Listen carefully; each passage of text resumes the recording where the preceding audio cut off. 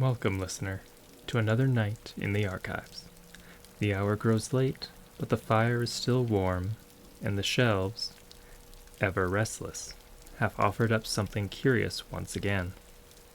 I am the archivist, and it's my duty, or perhaps it is my obsession, to uncover the forgotten fragments of our realms.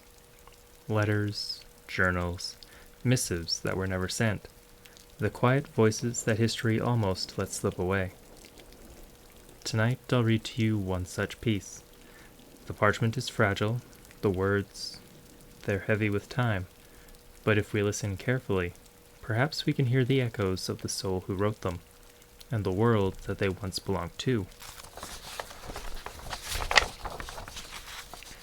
So then, let us begin. I have before me a report, the second made by Corporal Corin Hale during the final days of the Fenwatch Outpost. While it starts stiff, formal, like the last, it devolves as he comes to terms with what's happened, what is still happening. It's hard to explain. So instead, I will simply read. Part 3. The night the fire died. Recovered fragment of report number 28. Author, Corporal Corin Hale. To Commander Rise. I don't know if this will reach you. The couriers won't leave the gates anymore. Not after the last one came back hollow. Still standing, still breathing, but not seeing. They led him inside, sat him by the hearth, and he didn't move until the flames went out. Then he smiled, faintly, and whispered something about the quiet between heartbeats. He hasn't spoken since. I'm writing because I promised I would keep a record, sir. And because the act of writing keeps my hands from shaking. The fire's almost gone now. I'm down to the last stub of a candle, the wax pooling like melted bones. The others are gone. Not dead. Not all of them. Just gone. Status report, Fenwatch Garrison, final entry. At approximately the third watch last night, a sound began beneath the floorboards. It was rhythmic, too steady for footsteps, too deep for the wind. Private Merrick called it a heartbeat, but I think it was more like the sound of something enormous breathing through the stone. The walls began to sweat. You can laugh, sir, if you read this letter, but it's true. Condensation, thick and cold, trickling down the mortar as though the fortress itself were exhaling. The torches burned low without wind. We gathered what men we had and barred the north gate.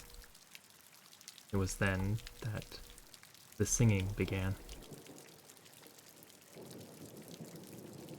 It wasn't human.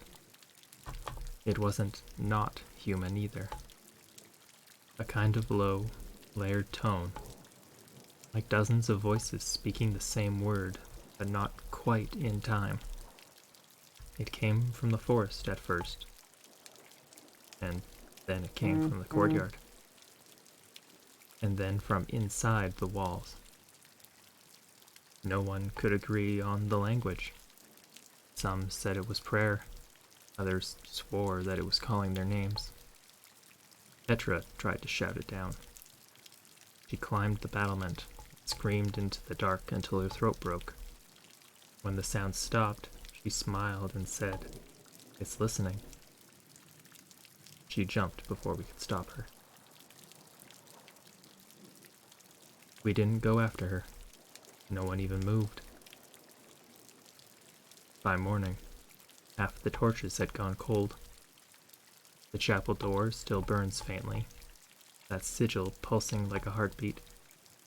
I thought of breaking it open, but the closer I came, the heavier the air grew, like trying to walk through water. Someone, I think it was Merrick again, said it's waking up. Commander, I think he was right. Personal reflection, unfiled. Do you remember what you told me when I was first stationed here? That a fortress is only as strong as the men who believe in it. We believed once. Now the walls believe more than we do. Stones, they hum softly.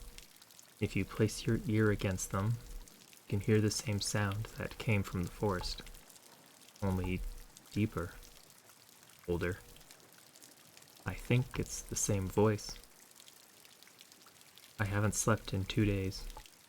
Every time I close my eyes, I see the missing scouts standing at the tree line. Faces pale, eyes like mirrors. They don't move, they don't breathe, but they watch. And when I wake, I can still hear the echoes of their boots in the hall. Final account. Third night after the silence. At dusk, the fire went out. All of them. The hearths, the torches, the lamps. Every flame snuffed at once. Even the coals glowed no longer. The cold came immediately. The kind that bites into your lungs when you breathe. We huddled in the mess hall.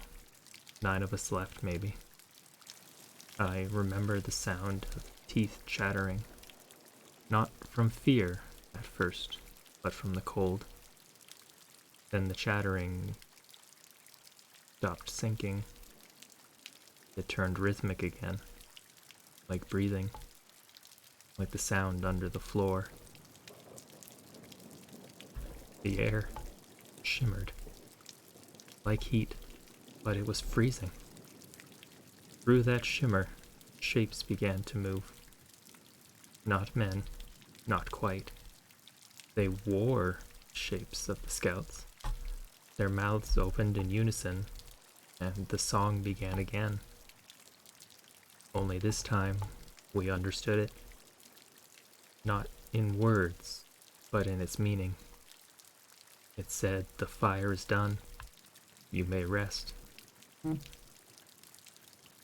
One by one they stood. The men I served with, the friends I bled beside. They stood, and they walked toward the dark. And when the last one left, I realized the voice hadn't stopped singing. It was coming from me. I'm so tired, Commander. So cold. If you ever find this letter, know that I tried. We all did. We held until the night the fire died. And when the morning comes, if it ever does, tell them we were not taken. We joined. There's a light outside the window now. Candle's gone out. The light is pale, silver. I think the scouts are waiting. Maybe time to go home.